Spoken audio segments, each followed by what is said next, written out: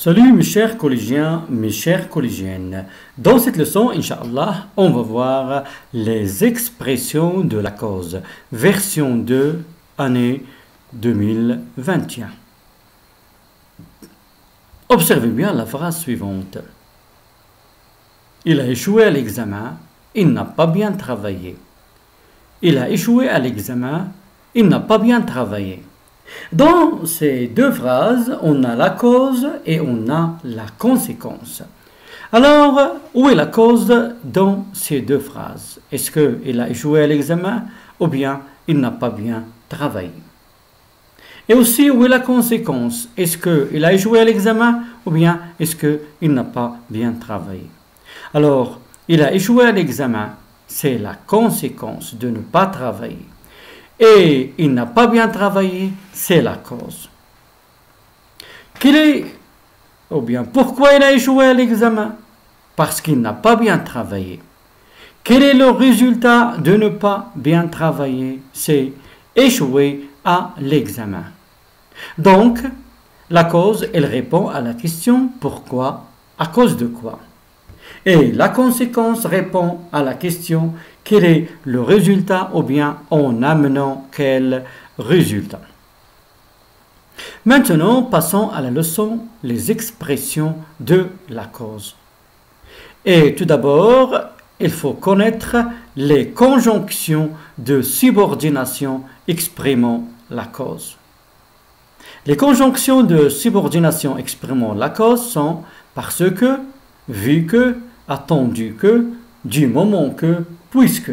C'est parce que, comme, ce prétexte que, et non que, plus, subjonctif.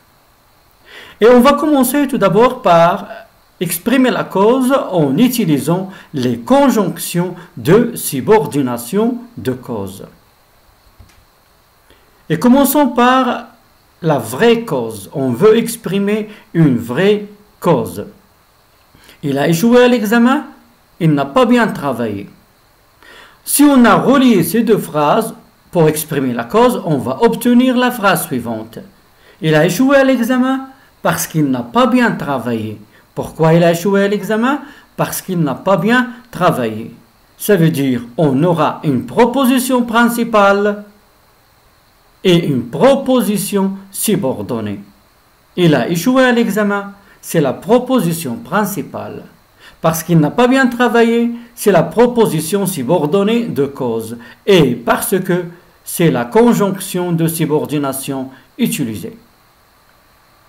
On peut exprimer la cause aussi avec d'autres conjonctions de subordination. Exemple, c'est parce qu'il n'a pas bien travaillé qu'il a échoué à l'examen. Si on veut commencer par parce que, on dit c'est parce que, c'est parce que, et on commence par la cause. Il n'a pas bien travaillé. C'est parce qu'il n'a pas bien travaillé qu'il a échoué à l'examen. Maintenant, en utilisant comme, qu'est-ce qu'on peut dire?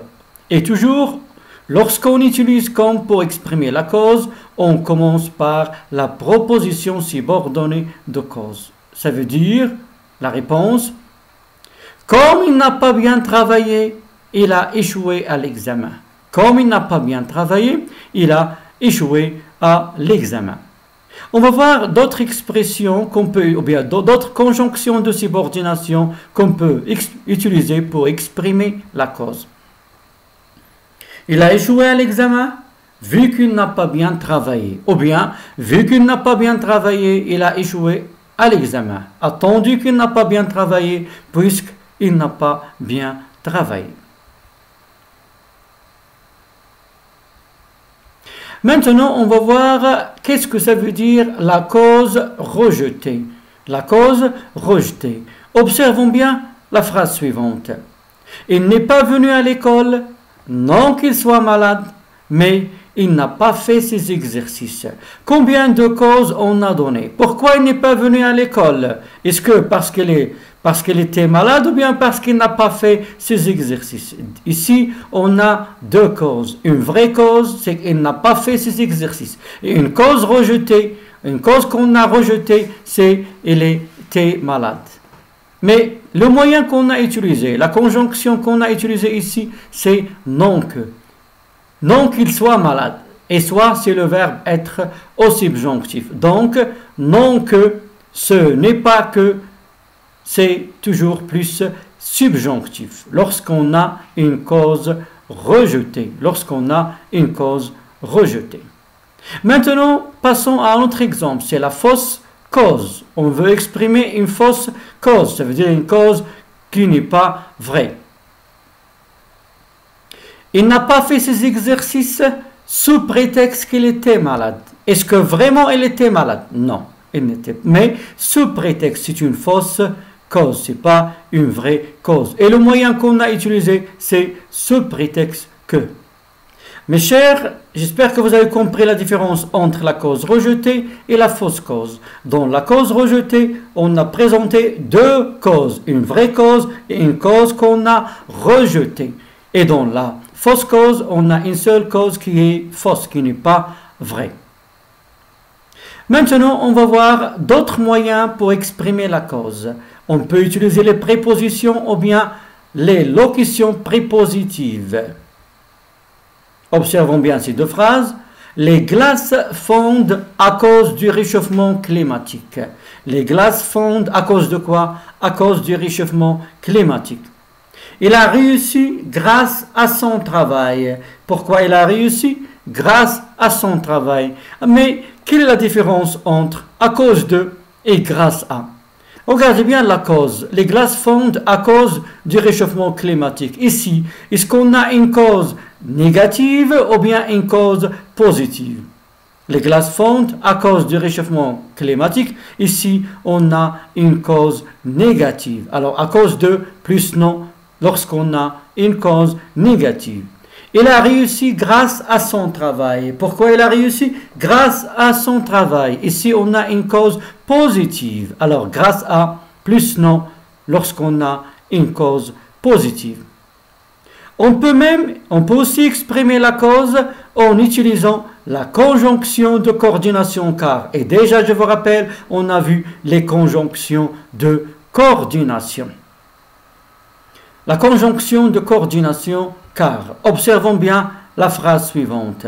Le narrateur se jeta à l'eau car il faisait chaud. Pourquoi il se jeta à l'eau? Car il faisait très chaud. Il a échoué à l'examen car il n'a pas bien travaillé. Car il n'a pas bien travaillé, c'est une proposition coordonnée et pas subordonnée parce qu'on a utilisé une conjonction de coordination. Alors j'espère mes chers que vous avez compris qu'on peut exprimer la cause en utilisant les prépositions ou bien la locution prépositive à cause de, grâce à, en utilisant aussi la conjonction de coordination car et aussi en utilisant les conjonctions ou bien les locutions conjonctives et aussi les conjonctions de subordination comme puisque, c'est parce que, vu que, attendu que, du moment que, sous prétexte que lorsqu'on a une fausse cause et plus le mode indicatif ou bien conditionnel. Et lorsqu'on a une cause rejetée, non que, ce n'est pas que, plus le mode subjonctif. Alors j'espère mes chers maintenant que vous avez compris et que vous pouvez utiliser les expressions de la cause. Et dans la prochaine leçon, Inch'Allah, on va essayer ensemble de s'exercer. En attendant, à bientôt mes chers.